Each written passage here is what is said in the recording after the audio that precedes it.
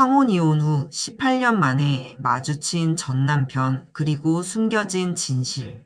부산의 어느 대형마트 오후 3시.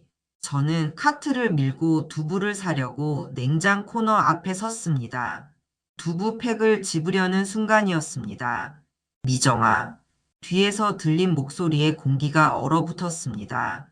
낮고 떨리는 목소리. 18년 동안 들을 수 없었던 그 목소리가 제 몸을 관통했습니다. 천천히 돌아섰습니다. 셔츠에 낡은 작업 조끼를 입은 남자. 윤재호. 18년 전 사라진 제 남편이었습니다. 손가락이 풀렸고 두부팩이 바닥으로 떨어졌습니다. 정말 그 사람인지 목소리가 떨렸습니다. 맞아, 미정아. 맞구나. 그의 목소리도 흔들렸습니다.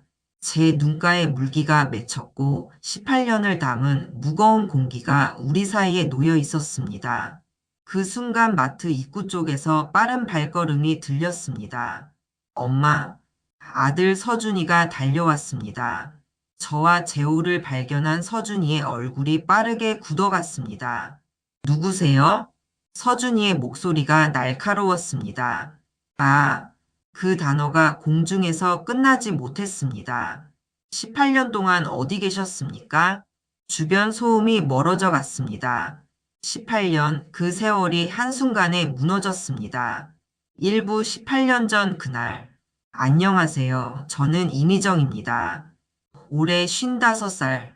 동네 골목 안쪽 낡은 건물 1층에서 작은 카페를 운영합니다. 18년을 이곳에서 보냈습니다.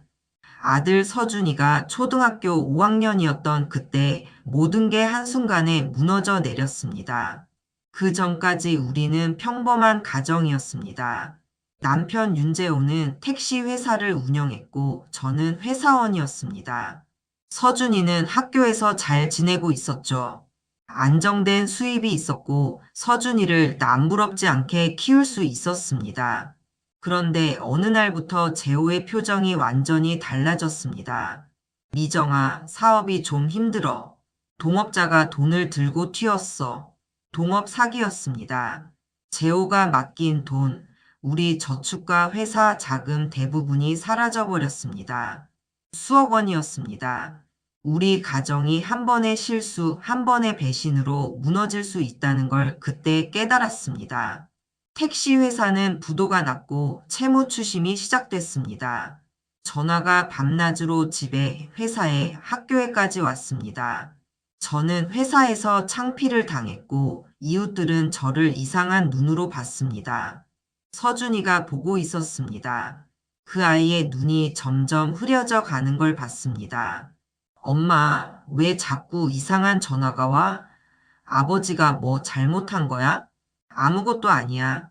너는 신경 쓰지 말고 공부만 해. 괜찮아. 거짓말이었습니다. 괜찮지 않았습니다. 우리 가정은 완전히 무너지고 있었습니다. 밤이 되면 재호는 술을 마셨습니다. 손을 잡아달라고 했던 저에게 그의 손은 더 이상 닿지 않았습니다. 이대로는 안 돼. 서준이 때문에라도 해결해야 돼. 우리 이혼해야 해. 재호는 대답하지 않았습니다. 그저 침묵만 있었습니다. 그리고 어느 날 아침 남편은 사라졌습니다. 메모도 없었습니다. 말도 설명도 사과도 없었습니다.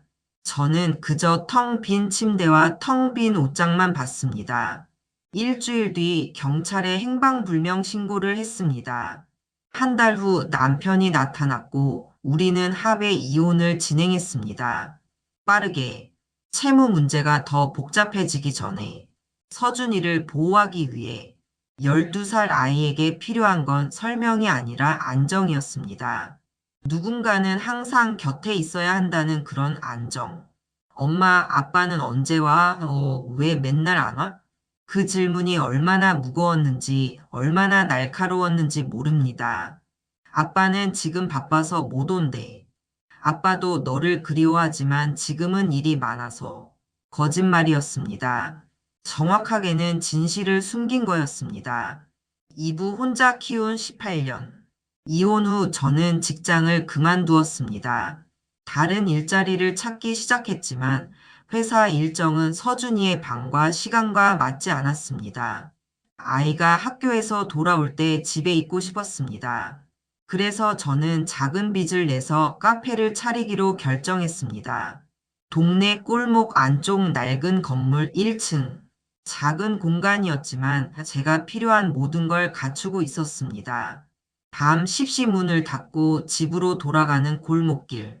저는 그 길을 10,000번은 넘게 걸었습니다. 손에는 팔지 못한 샌드위치, 마음에는 그날도 혼자라는 무게가 있었습니다. 어깨는 굽어지고 얼굴은 창백해졌습니다. 거울을 보면 모르는 여자가 서 있었습니다. 그 여자의 눈은 깊고 손은 거칠었으며 목소리는 낮아져 있었습니다. 손님들은 저를 따뜻한 여자라고 했습니다. 하지만 사실 저는 손님들의 이야기를 들으면서 제 목마른 감정을 채우고 있었습니다. 그들의 삶 속에서 제 외로움을 잊으려고 했습니다. 졸업식이 왔습니다. 제 손만 잡고 학교를 나오는 서준이의 뒷모습을 봤습니다. 다른 아이들 옆에는 아버지들이 서 있었습니다. 입학식, 운동회, 생일 파티, 모든 순간에 저만 있었습니다. 서준이가 고등학교에 들어갔을 때 제 마음이 조금 놓였습니다. 아이가 더 이상 어린아이가 아니었거든요. 스스로 밥을 해 먹을 수 있게 되었고, 혼자 있는 시간도 견딜 수 있게 되었습니다. 서준이는 고맙게도 바르게 자라고 있었습니다. 5년 전 서준이가 119에 합격했습니다. 평범한 오후였습니다. 엄마, 서준이가 카페에 들어왔습니다. 손에는 합격 통지서가 들려 있었습니다. 뭐? 맞아. 합격 통지서를 펼쳤습니다. 119 구급대원 합격. 제 눈이 커지고 손이 떨렸습니다. 정말? 진짜? 응, 엄마. 저 합격했어. 저는 카페 손님들 앞에서 아들을 안았습니다. 아무도 뭐라고 하지 않았습니다. 모두가 웃고 있었습니다. 잘했어. 정말 잘했어. 저는 울었습니다. 아들의 등을 톡톡 두드리며 울었습니다. 그날 밤에도 저는 혼자 울었습니다. 아들이 정말로 자랑스러웠습니다. 그 아이가 다른 누군가의 생명을 살리는 사람이 될 거라는 생각에 울었습니다. 하지만 동시에 깨달았습니다. 이제 그 아이는 저보다 더 중요한 것들을 지켜야 한다는 걸, 내가 준 것보다 훨씬 더 큰 책임을 진다는 걸. 18년 동안 저는 누군가를 원망하지 않으려고 노력했습니다. 아이 앞에서는 더더욱. 하지만 밤이 되면 그 남자를 생각했습니다. 그가 지금 어디에 있는지, 무엇을 하고 있는지, 혹은 우리를 완전히 잊었는지를. 3부 재회 후의 혼란. 마트에서 만난 다음 날 아침. 저는 카페 오픈 준비를 하고 있었습니다. 커피 머신을 켜고 냅킨을 정렬하고 유리잔을 닦았습니다. 18년을 똑같은 순서로 반복해 왔습니다. 문이 열리고 아들 서준이가 들어왔습니다. 119 구급대원인 아들은 제복을 벗고 검은 셔츠를 입고 있었습니다. 얼굴은 경직되어 있었고 어젯밤 잠을 설친 흔적이 눈가에 짙게 남아 있었습니다. 엄마, 저는 아들 앞에 차가운 아메리카노 한 잔을 올려놨습니다. 어제 그 사람, 정말 아버지예요? 그래, 한 단어였습니다. 저는 더 이상의 설명을 하지 않았습니다. 연락도 없이 18년을 사라져 있다가 갑자기 왜 나타나요?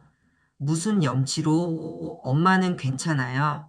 그 사람이 용서가 되세요? 저는 조용히 말하며 아들의 손을 잡았습니다. 손이 차가웠습니다. 너는 어때? 아버지를 봤을 때 어땠어? 서준이는 대답할 수 없었습니다. 18년 동안 아버지는 없는 사람이었습니다. 아버지의 부재로 엄마가 얼마나 힘들어했는지 알고 있었습니다. 그 고통을 함께 짊어진 아들로서 갑자기 나타난 그 남자를 어떻게 받아들여야 할지 몰랐습니다. 분노와 혼란이 뒤섞여 입 밖으로 나올 수 없는 감정으로 남아 있었습니다. 화가 나요. 18년 만에 왜 나타났는지. 몇 분간의 침묵 뒤 서준이가 화를 참으며 말했습니다. 우리가 힘들게 18년을 살아온 것처럼 그 사람도 어딘가에서 쉽지 않은 삶을 살았을 거야. 지금은 화가 날 거야. 당연해. 하지만 시간이 지나면 이해가 되는 게 있을 거야. 서준이는 대답하지 않았습니다. 아이스 아메리카노를 마시며 창밖을 봤습니다. 서준이가 커피를 반쯤 마시고 일어섰습니다. 소방서 당직이 있는 날이었습니다. 엄마, 저 출근할게요. 조심해. 네. 서준이가 나갔습니다. 그 뒷모습을 보며 저는 한숨을 쉬었습니다. 사부 다시 마주친 순간들. 일주일이 지났습니다. 저는 매주 목요일 오후에 동네 자원봉사팀과 함께 활동을 했습니다. 독거노인분들 댁을 방문해서 집을 치워드리고 반찬을 나눠드리고 말벗이 되어드리는 일이었습니다. 그날도 마찬가지였습니다. 저는 봉사 가방을 들고 골목을 걸어가고 있었습니다. 봉사 활동을 마치고 다른 독거노인 문으로 이동하려던 그 순간이었습니다. 거리 건너편에 윤재호가 서 있었습니다. 낡은 작업 조끼를 입고 누군가 집 앞에서 배수관을 확인하고 있었습니다. 심장이 철렁했습니다. 그 남자는 저를 보지 못했습니다. 온전히 일에 집중하고 있었습니다. 손에는 몽키 스패너가 들려 있었고 얼굴에는 진지한 표정이 있었습니다. 저는 그 모습을 한참 동안 지켜봤습니다. 며칠 후 카페의 싱크대에서 물이 새기 시작했습니다. 아침 8시 손님을 받기 전이었습니다. 또 수리비가 나갈 생각에 한숨이 나왔습니다. 요즘 카페 형편은 넉넉하지 않았습니다. 저는 휴대폰을 들고 수리업체 번호를 찾아 전화를 걸었습니다. 여보세요. 배관 수리 가능한가요? 네, 충분히 가능합니다. 주소를 말씀해 주시겠어요? 저는 카페 주소를 알려줬습니다. 동네 골목 안쪽 그 낡은 건물 1층, 18년을 함께한 그 자리. 수리기사를 보내드리겠습니다. 한 30분 정도면 도착할 것 같습니다. 30분이 지나고 카페 문이 열렸습니다. 배관 수리 왔습니다. 목소리가 들렸습니다. 저는 고개를 든 순간 모든 것이 멈췄습니다. 윤재호였습니다. 제 심장이 철렁 내려앉았습니다. 이 남자가 배관공이었습니다. 재호 씨. 저는 놀라 말했습니다. 여기서 카페 하는구나. 내가 일단 볼게.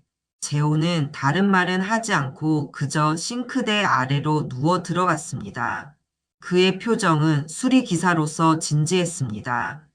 아버지로서도 남편이었던 남자로서도 아닌 그저 일을 하는 사람의 표정이었습니다.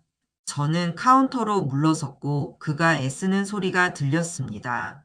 스패너로 파이프를 고정하는 날카로운 소리, 테프론 테이프를 감싸는 손의 움직임, 그리고 가끔 나오는 그의 한숨.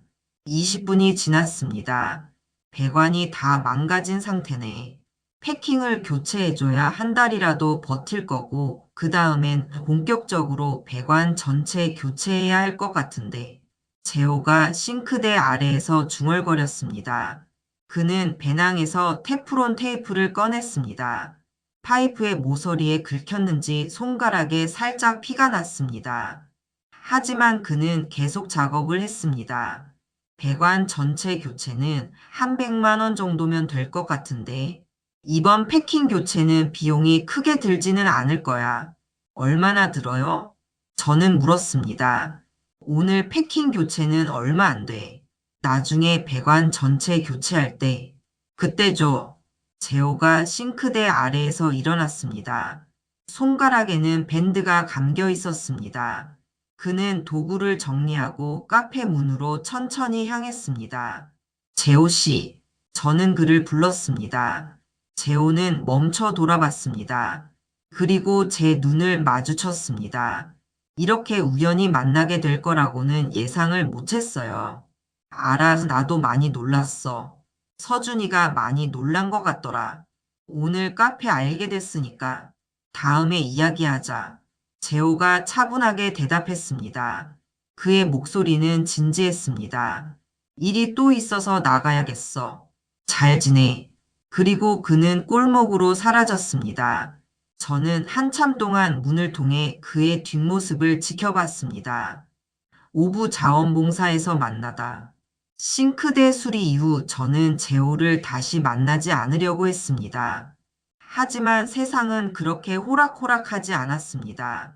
자원봉사팀 단톡방에 메시지가 올라왔습니다. 한 봉사팀 리더가 보낸 것이었습니다. 다음 주부터 어르신들 집수리와 배관 전문가가 자원봉사로 참여하신답니다. 제 눈이 커졌습니다. 배관 전문가. 설마 윤재호일까요? 저는 걱정과 왜인지 모를 기대감이 들었습니다. 다음 주 목요일이 왔습니다. 자원봉사팀 모임 장소에서 만났습니다. 역시 윤재호였습니다. 재호가 저를 봤지만 다른 팀원들 앞에서 별다른 반응을 보이지 않았습니다. 그저 담담하게 인사했습니다. 안녕하세요. 안녕하세요. 그리고 일을 시작했습니다. 저희 팀은 독거노인 몇 분의 집을 방문했고 재호는 그 곳곳에서 배수관을 점검했습니다. 손을 더럽히고 때로는 손가락을 다치면서도 조용히 일했습니다. 이 아저씨는 누구야? 한할머니가 물었습니다. 배관 수리하시는 자원봉사자세요. 저희 동네를 도와주시는 분이세요. 그것이 지금 할 수 있는 최선의 설명이었습니다. 봉사활동이 끝났습니다. 다들 고생하셨다며 인사를 나눴습니다. 다들 고생하셨어요. 커피 한 잔 하고 가요. 저는 자연스럽게 재호를 카페로 초대했습니다. 다른 팀원들은 이미 돌아가고 있었고 재호만 남았습니다.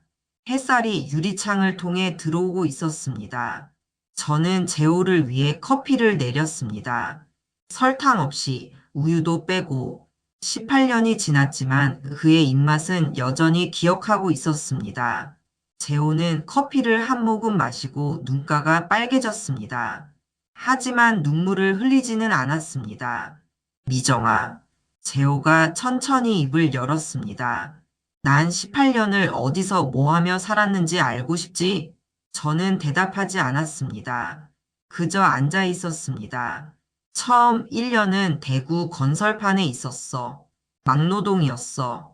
그 다음 몇 년은 지방 도시 여기저기를 돌아다니며 배관 일을 배웠어.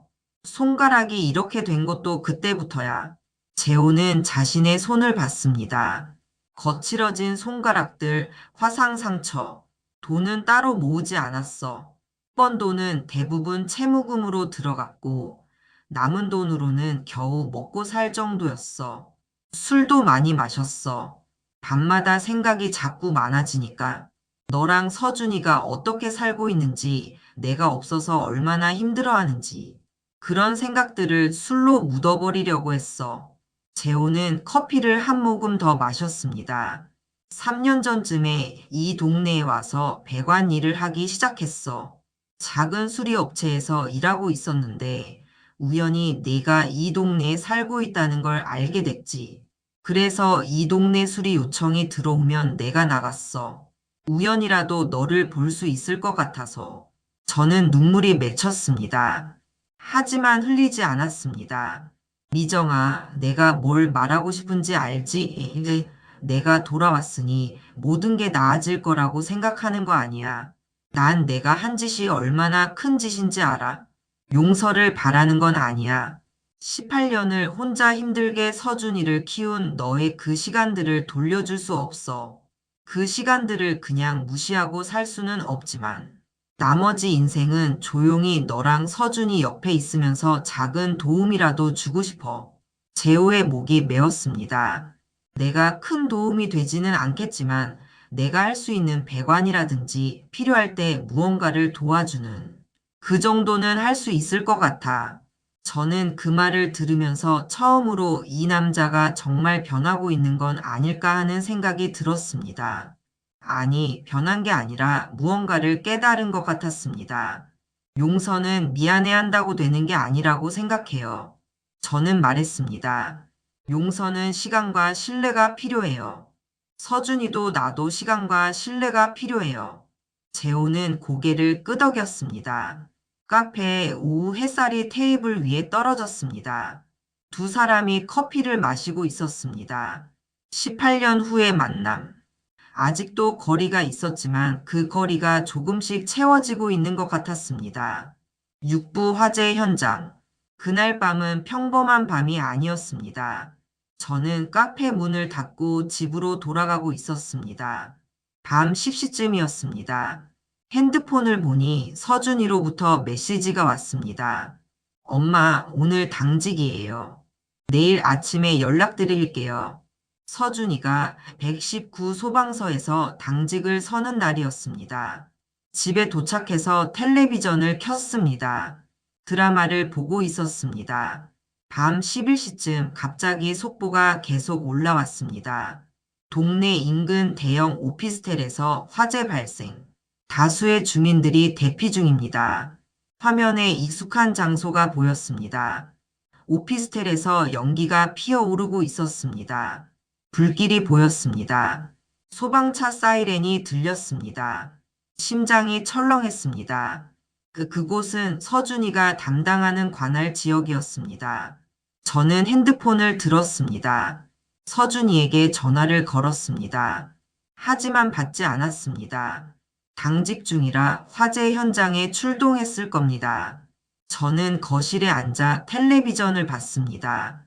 화면에는 계속 오피스텔에 불이 타오르고 있었습니다. 대피자들이 밖으로 나오고 있었습니다. 소방관들이 긴 사다리를 올리고 있었습니다. 서준이가 저기 있을 텐데 제 중얼거림이 들렸습니다. 18년을 혼자 살면서 저는 이런 순간들을 얼마나 많이 겪었을까요? 학교에서 사고가 나면, 뉴스에서 나쁜 소식이 들리면 서준이가 119에 들어갔다고 했을 때 항상 이런 불안감이 있었습니다. 시간이 지났습니다. 1시간, 2시간. 화재는 계속됐습니다. 그 순간 뉴스 화면이 바뀌었습니다. 현재 오피스텔 화재 현장에서 소방관들이 인명구조 활동을 진행 중입니다. 11층에 갇힌 주민 4명을 구출했으며 아직도 구출 활동이 계속되고 있습니다. 아직도 사람들이 갇혀 있다는 것이었습니다. 서준이는 지금 어디에 있을까요? 어떤 상황에 놓여 있을까요? 저는 알 수 없었습니다. 그저 기도만 했습니다. 화재 현장은 혼란이었습니다. 서준이는 계단실을 통해 대피자들을 유도하고 있었습니다. 노약자, 어린이, 겁먹은 사람들 모두를 안전하게 계단실을 통해 밖으로 내보내야 했습니다. 여기는 위험합니다. 빨리 내려오세요. 이쪽으로 나오세요. 서준이가 외쳤습니다. 그 순간 무전기에서 음성이 들렸습니다. 설비실의 환기 댐퍼와 소화전 라인을 확인할 사람이 필요합니다. 화재가 확산되고 있습니다. 지휘관의 목소리였습니다. 화재가 빠르게 퍼지고 있었습니다. 물의 흐름을 유지해야 했습니다. 하지만 이 오피스텔의 설비 구조를 아는 소방관은 없었습니다. 그 순간 계단 아래에서 누군가가 올라왔습니다. 낡은 작업 조끼를 입은 남자였습니다. 윤재호였습니다. 설비실을 알아요? 지휘관이 물었습니다. 네, 저 이 건물의 보일러와 배관을 수리했었어요. 설비실 구조를 알아요. 재호의 목소리는 차분했습니다. 지하 1층 설비실입니다. 그쪽으로 가면 돼요. 재호는 곧바로 지하로 내려갔습니다. 연기 속에서 설비실을 찾아야 했습니다. 배수관들, 환기댐퍼, 소화전들이 복잡하게 얽혀 있었습니다. 하지만 재호는 이미 이곳을 알고 있었습니다. 이 댐퍼를 열어야 돼요. 산소가 계단실로 흘러가야 사람들이 숨을 쉴 수 있어요. 재호는 환기 댐퍼를 열기 시작했습니다. 손이 떨렸습니다. 아니, 화염으로 인해 주위 온도가 올라가고 있었습니다. 소화전 라인도 확인하세요. 지휘관이 무전기로 지시했습니다. 알겠습니다. 재호가 소화전 라인을 따라갔습니다. 압력계, 밸브, 연결 부분. 모든 것을 빠르게 확인했습니다. 한 곳에서 누수가 발견됐습니다. 금이 가 있었습니다. 재호는 이미 배낭에 가지고 있던 테프론 테이프를 꺼냈습니다.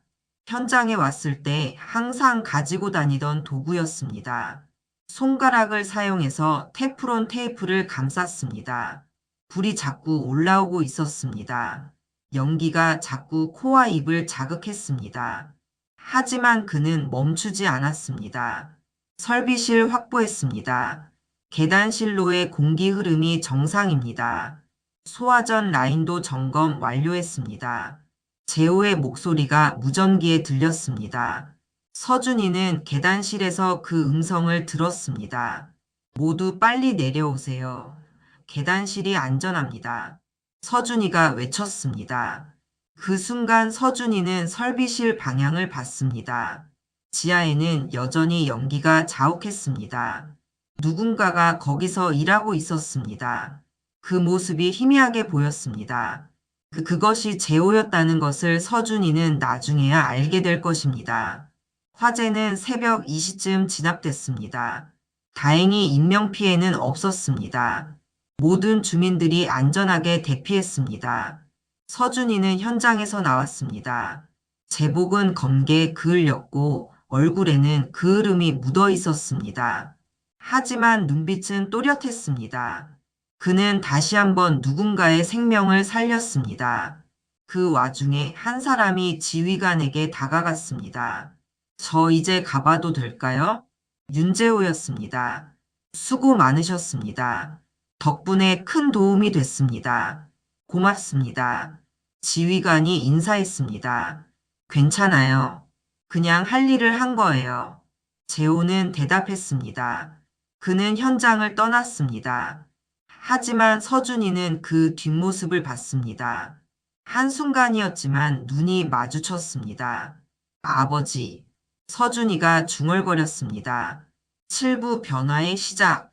새벽 5시 저는 여전히 텔레비전 앞에 앉아 있었습니다. 화면에는 진압된 오피스텔이 보였습니다. 연기가 피어오르고 있었지만 불은 없었습니다.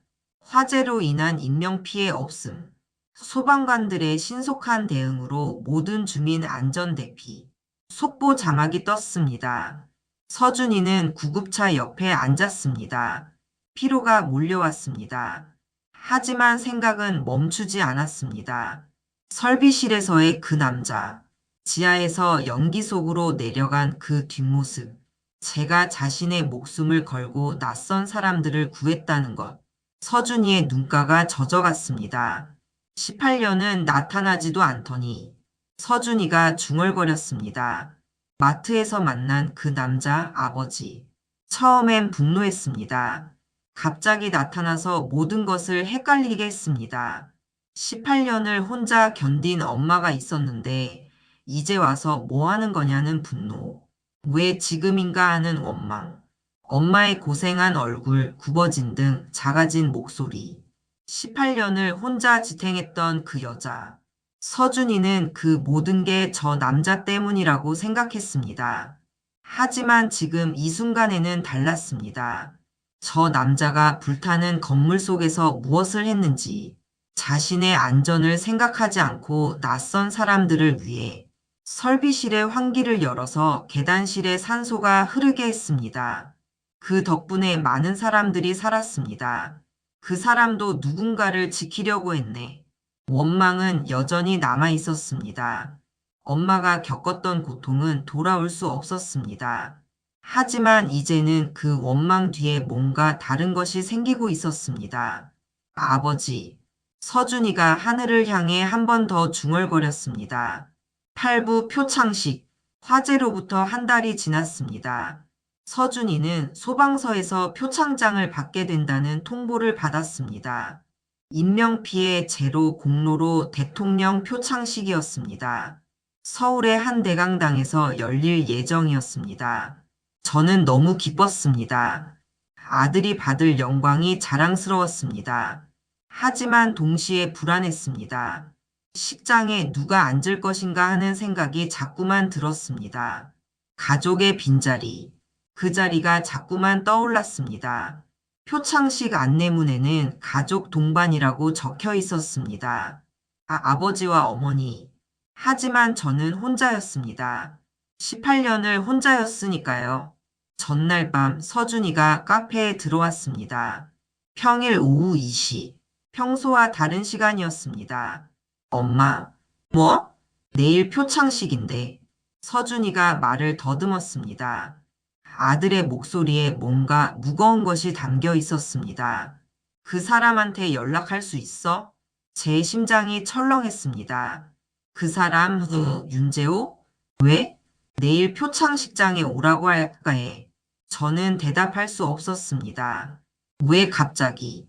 화재 현장에서 그 사람이 많이 도와줬어요.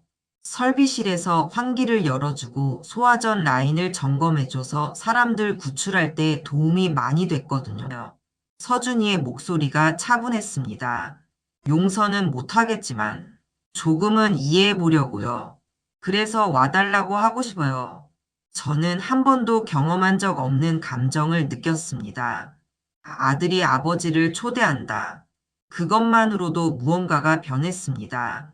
18년 만에 무언가가 움직였습니다. 알겠어. 엄마가 연락해 볼게. 저는 핸드폰을 들었습니다. 재호의 번호를 찾아 전화를 걸었습니다. 오랜만에 그의 목소리를 직접 들었습니다. 미정아, 내일 표창식이 있어. 서준이가 와달라고 했어. 통화 끝에 그의 목소리는 떨렸습니다. 무언가 참으려고 하는 그런 떨림이었습니다. 알겠어. 꼭 갈게. 표창식 당일 아침.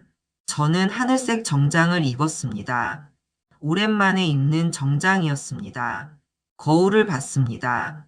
모르는 여자가 거기 있었습니다. 하지만 그 여자의 눈은 조금 다르게 빛나고 있었습니다. 서준이는 제복을 입었습니다. 깨끗한 제복, 자랑스러운 아들. 저는 아들의 넥타이를 메워줬습니다. 손이 떨렸습니다. 잘 어울려. 감사합니다, 엄마. 대강당은 많은 사람들로 가득했습니다. 기자들, 소방관들, 그리고 가족들. 모두가 행복해 보였습니다. 모두가 누군가와 함께였습니다. 저는 부모석이라고 적힌 표지판을 따라 앞쪽에 앉았습니다. 빈자리가 하나 있었습니다. 아버지의 자리. 저는 그 빈자리를 보기 싫었습니다. 하지만 피할 수 없었습니다. 시간이 지났습니다. 한 명 한 명씩 불려나왔습니다. 각자의 공로로 표창을 받았습니다. 그들의 옆에는 항상 누군가가 있었습니다. 아버지, 어머니, 아내. 누군가가 함께였습니다. 119 구급대원 윤서준. 화재 현장에서의 신속한 대응과 인명 구조로 진행자가 서준이의 이름을 부르자 제 심장이 철렁했습니다. 서준이가 무대로 올라갔고 저는 서준이의 모습을 지켜봤습니다. 내 아들, 18년을 키운 그 아이. 이제는 다른 누군가의 생명을 살리는 사람이 된 아이. 대통령 표창장을 수여합니다. 진행자가 표창장을 건넸고 서준이가 표창장을 받은 후 마이크 앞에 섰습니다. 그때 뒤쪽 문이 열리고 윤재호가 들어왔습니다. 깨끗한 옷을 입고 조금은 어색해하는 표정으로. 하지만 눈은 또렷했습니다. 그는 제 옆에 부모석의 빈자리 제 옆에 앉았습니다. 저의 숨이 멎었습니다. 서준이가 말했습니다. 아버지, 어머니, 감사합니다. 그 한 문장이 대강당을 가득 채웠습니다. 18년 만에 아버지라는 호칭이 복원됐습니다. 그 단어가 공중에 떠 있었고 저는 눈물을 참을 수 없었습니다. 떨리는 손으로 눈물을 닦았습니다. 하지만 더 흘렀습니다. 옆에 앉아있는 재호, 그의 눈가에도 빛이 반사됐습니다. 하지만 울지는 않았습니다. 그저 앞에 있는 아들, 서준을 보고 있었습니다. 모든 것이 끝난 게 아니라는 것을 그 순간 저는 깨달았습니다. 부부 함께하는 식탁, 표창식 이후 일주일이 지났습니다. 저는 카페 뒤쪽 방을 정리했습니다. 오래된 테이블 4개의 의자. 그곳에 우리 셋이 앉기로 했습니다. 처음으로 같은 식탁에 앉기로 했습니다. 저는 생선을 굽고 된장찌개를 끓이고 보리차도 준비했습니다. 흰살 생선에 소금을 뿌리고 레몬을 얹었습니다. 팬에서 지글거리는 소리가 났습니다. 그 소리는 마치 시간이 흐르는 소리 같았습니다. 18년의 시간이 천천히 무언가로 변해가는 소리. 문 쪽에서 소리가 들렸습니다. 들어와. 서준이가 들어왔습니다. 제복은 벗고 편한 옷을 입고 있었지만 서준이의 얼굴에는 여전히 긴장이 있었습니다. 그 다음 재호가 들어왔습니다. 깨끗하지만 낡은 옷. 손에는 작은 선물 봉지가 들려 있었습니다. 하지만 말은 하지 않았습니다. 우리 셋은 어색하게 테이블에 앉았습니다. 저는 생선구이를 접시에 담았습니다. 서준이에게 먼저 내밀었습니다. 서준이가 접시를 받고 재호에게 내밀었습니다. 재호가 접시를 받으며 제 손과 잠깐 닿았습니다. 침묵이 흘렀고 생선이 식어가는 소리만 들렸습니다. 미정아. 재호가 천천히 입을 열었습니다. 내가 뭐라 말할 자격이 있는지 모르겠어. 근데 내가 너랑 서준이에게 한 짓, 그리고 18년을 빼앗은 것에 대해 평생을 두고도 미안해야 한다는 걸 알아. 용서를 청하지 않을게. 앞으로 노력해서 그동안 못해줬던 것들 해주고 싶어. 오늘 이런 자리를 만들어줘서 정말 너무 고마워. 재호의 표정은 미안함이 가득해 보였습니다. 대신 내가 할 수 있는 건 계속 여기 있는 거야. 매일 필요할 때, 그리고 필요 없을 때도. 저는 조용히 대답했습니다. 용서는 시간이 필요해요. 용서는 과정이에요. 매일 선택하는 것이고, 매일 시간이 지나면서 조금씩 변하는 거예요. 저도 아직 그 과정에 있어요. 서준이도 마찬가지고, 서준이는 말없이 생선을 먹기 시작했습니다. 하지만 함께 가족처럼 밥을 먹고 있었죠. 그것만으로도 무언가가 시작되고 있었습니다. 그럼 앞으로는 어떻게 하려고 해요? 우리가. 서준이가 물었습니다. 저는 재호를 보고 재호는 저를 봤습니다. 재호는 안 할 거야. 대신 동반자로 살기로 했어. 아침마다 안부 문자를 주고받고 밤에는 함께 카페 셔터를 내릴 거야. 서로 도우면서 살 거야. 그것만으로도 충분할 것 같아. 앞으로 잘 부탁드립니다.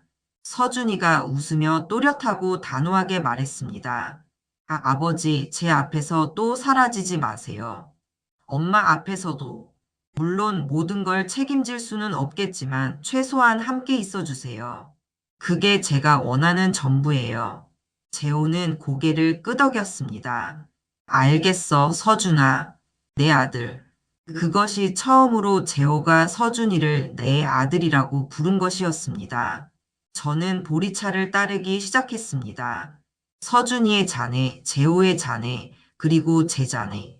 따뜻한 차가 흘러내렸습니다. 증기가 올라왔습니다. 따뜻함. 이것이 우리에게 필요한 것이었습니다. 재호가 생선을 집어 입에 넣었습니다. 눈가가 빨개졌습니다. 하지만 울지는 않았습니다. 그저 생선을 먹고 한 모금의 보리차를 마셨습니다. 생선이 너무 맛있어. 내일도 카페 셔터 내리고 배관도 봐줄게. 재호가 말했습니다. 저는 그 말을 들으며 웃음이 나왔습니다. 아니, 웃음이 눈물이 됐습니다. 하지만 그것도 괜찮았습니다. 이 식탁 위에서는 모든 것이 허용되는 것 같았습니다. 시간이 흐르고 생선이 조금씩 없어졌습니다. 우리는 말도 많이 하지 않고 조용히 그리고 천천히 이 시간을 즐기며 밥을 먹었습니다. 같은 식탁에 앉아 같은 음식을 먹고 같은 공기를 마시고 있었습니다. 밖은 이미 어두워지고 있었고 카페에 불이 켜져 있었습니다. 손님들이 들어왔다 나갔다를 반복했습니다. 하지만 우리는 이 방 안에 있었습니다. 내일은 서준이가 물었습니다. 내일은 우리가 또 만나. 같은 시간에. 그 다음 날도? 그 다음 날도. 저는 대답했습니다. 모든 게 갑자기 좋아지지는 않을 거야. 하지만 계속 이렇게 앉아 있으면 뭔가는 변할 거야. 작은 것들부터 천천히. 재호는 고개를 끄덕였습니다. 생선구이의 마지막 한 점이 접시 위에 남았습니다. 저는 그것을 서준이 앞으로 밀었습니다. 서준이는 그것을 재호에게 밀었습니다. 재호는 그것을 다시 저에게 밀었습니다. 작은 접시가 세 사람 사이를 돌아다녔습니다. 마치 춤을 추는 것처럼. 결국 서준이가 그것을 집어 입에 넣었습니다. 엄마, 이 생선 맛있어. 그것이 충분했습니다. 밖은 완전히 어두워졌고 카페에 불만 남았습니다. 우리 셋 한식탁, 생선구이의 냄새, 보리차의 따뜻함. 모든 게 끝난 건 아니었습니다. 하지만 뭔가 시작됐습니다. 그리고 그것으로 충분했습니다. 긴 이야기를 끝까지 들어주셔서 감사합니다. 혹시 비슷한 경험이 있으시다면 한 줄의 댓글이라도 남겨주세요. 짧은 글이라도 서로 나누면 큰 힘이 됩니다. 오늘 영상이 도움이 되셨다면 구독과 좋아요 부탁드립니다. 여러분의 작은 응원이 더 좋은 이야기를 만드는 힘이 됩니다. 다음에 더 좋은 이야기로 찾아뵙겠습니다. 감사합니다.